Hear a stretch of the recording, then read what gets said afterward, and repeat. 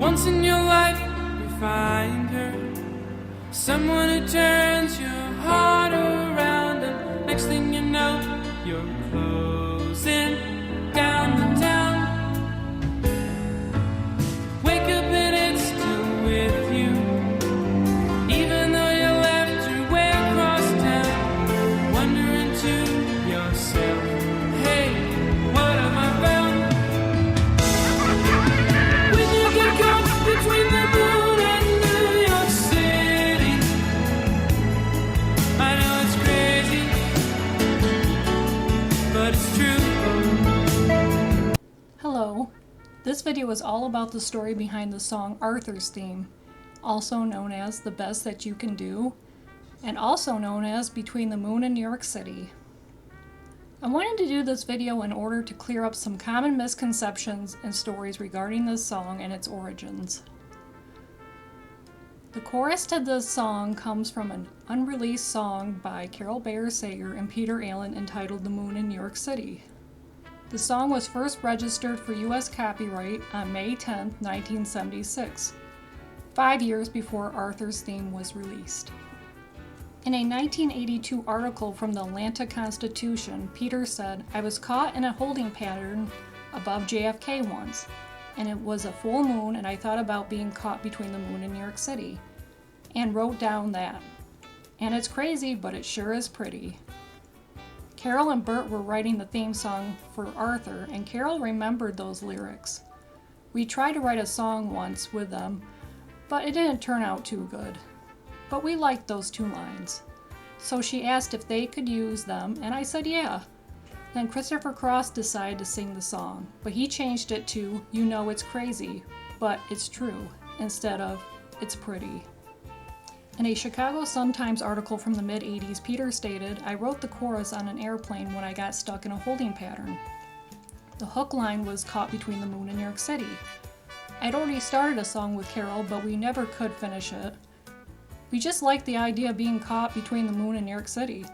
Then Burt Bacharach got the job of scoring Arthur, and Carole was going to write the lyric to the theme. I had written 4 or 5 songs with him, and Carole called because she thought being caught between New York City would fit great. In the meantime, Christopher Cross came into the picture and he liked it, so we said, sure, you can sing it if you want. All 4 of us never got together. We met at the Academy Awards."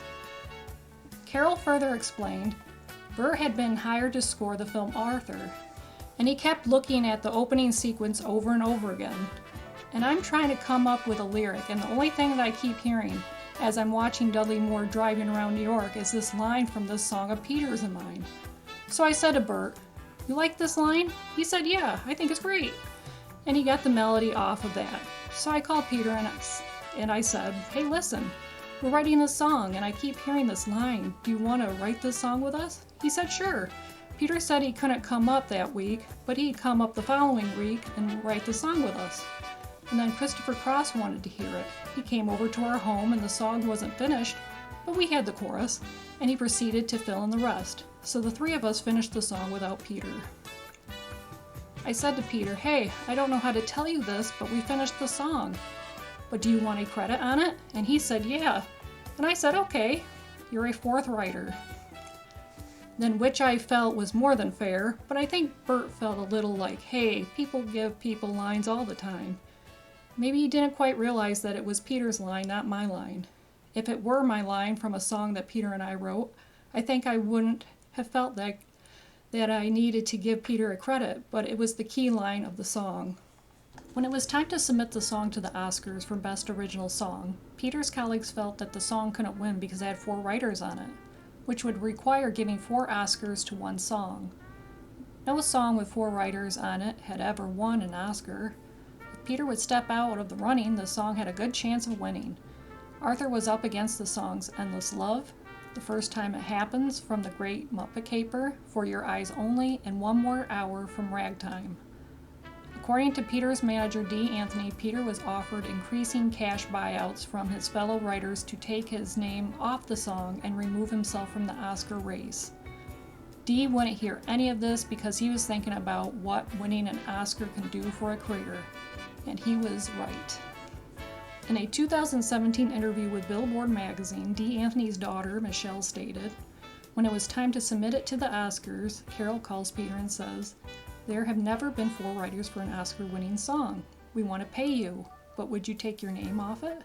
Peter said sure and called my father. My father said no and called Carole and she asked, 'Is there anything we can do to change your mind?' My dad said, 'Yeah, you can effing hum when you get to the chorus.' Peter's name stayed on the song. They won the Oscar, and as Peter walked off stage, he handed the statue to my father and said, 'This is yours.' The statue currently lives in Michelle's New York office, where she is executive vice president at Universal Music Group. Having 4 writers wasn't the only controversy. The song was also challenged. In 1982, Academy Vice President Arthur Hamilton launched an investigation because some of the song's lyrics appeared in an earlier song by Bayer, Sager, and Allen. Academy rules specify that to be a Best Original Song, the song must have been written specifically for the movie. The investigation showed that the earlier song was never published or recorded, so it was dismissed. So what did Peter think about winning an Oscar? From a 1991 article with New York Native, Peter said, "Believe it or not, winning the Oscar was not the biggest thrill. At the time I was having a fight with Carole. I gave my Oscar to my ex-manager. I really couldn't give it SHIT about awards." From a 1983 Long Island's Nightlife magazine article, Peter stated, "It's just got to be a mess. It was awful that something like that would become so important. I know it sounds callous of me, but if I would have had made Chariots of Fire and they would have given me an Oscar, then I would have been happy. But really, Christopher Cross and I were down in Australia and we sang it together, and afterwards I said, 'Do you believe what went down because of that silly song?'" It's crazy,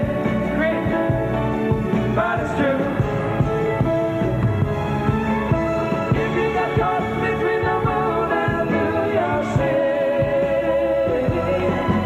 the best that you can do, the best that you can do is fall in love. In a 1982 Asbury Park Press article, Peter said, "If I go in front of an audience and they don't respond, I can't go home and look at an Oscar and feel good. That's not going to help. I don't like awards because they're for things already passed." Whenever Peter spoke of the song in interviews and at concerts, he usually mentioned the inspiration behind the lyrics. He would then proceed to tell the story about how the line came to him when his plane was held in a holding pattern above New York City for hours during the air traffic controller strike. I said, I want to thank the air traffic controller. That's the guy who decides when you get down. And he'd put us in a holding pattern, and I just come from Australia, so I'd been in the air about 20 hours already, and just as we were about to land, they said because of the air controllers strike and stuff, they had to leave us there for an hour and a half. So I wanted to get down really badly, and I thought, this is so crazy. Here I am caught between the moon and New York City, and I can't get down. So while I was there, I wrote it all down. And when it came time to write the Arthur theme, we used it in the chorus. And I'd written the part about being caught between the moon and New York City when I was on an airplane once, and it was during the air traffic controller strike, and they wouldn't let us down, and it was stuck up, going round and round and round and round and round. And it was a gorgeous, one of those few gorgeous nights in New York where there's a full moon and you could see the city. There wasn't any fog or smog or stuff. And I thought, this is crazy. Here am I. I'm caught between the moon and New York City. I thought, ooh, let me write. So I called and said, give me a pen and a pencil. So I wrote it down. I'm sure something similar happened to him, but I doubt this story. Like I mentioned before, the line comes from an unreleased song, The Moon in New York City, written in 1976. Plus, the monumental event when over 11,000 air traffic controllers went on strike under President Reagan began on August 3rd, 1981, and Arthur's theme was first registered for U.S. copyright on June 15, 1981, which was before the strike. Though Peter's story is entertaining, most of it sounds like what it is. A story with bits of factual elements thrown into the mix. But hey, Peter was a natural-born storyteller. But it's true. If you get caught between